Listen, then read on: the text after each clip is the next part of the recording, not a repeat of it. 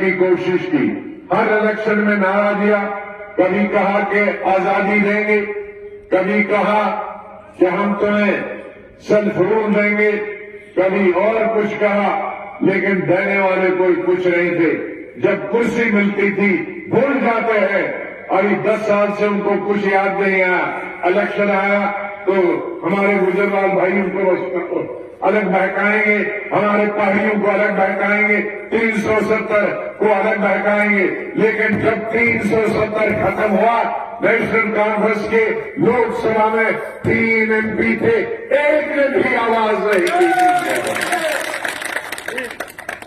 BJP के 3 MP थे, एक ने आवाज नहीं उठाई। अब मैंने अकेले अगर लड़ा है पार्लियामेंट में तो मैंने लड़ा। इनमें से आज फिर वो प्रेरणा निकल के आए हैं, लेकिन जब मौका था तब वहां कोई बात नहीं की। जब वजीर आजम ने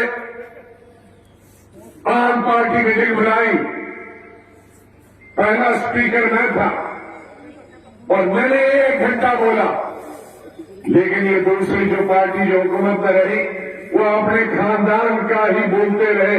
हमारे दादा ने ये किया था, हमारे बाप ने ये किया था, हमारे बाप ने कोई कश्मीर जम्मू कश्मीर के लोगों की बात, जेल से छोड़ने की बात मैंने की, स्टेट छोड़ देने की बात मैंने की। 35A जिसमें कोई जमीन बाहर वाला न खरीद सके, जिसमें बाहर वाला नौकरी नहीं कर सके, मेरे पार्लियामेंट के अंदर की किसी ने उसकी आवाज नहीं। ये अगर बात करते हैं तो अपने केस ठीक करने के लिए बात करते हैं, लोगों की बात नहीं करते। इसलिए मैं बार बार आपके बीच में नहीं आऊंगा, लेकिन जो भी गुमराह करेगा हमारी रियासत का, रियासत के अवाम को अपनी मुबाद के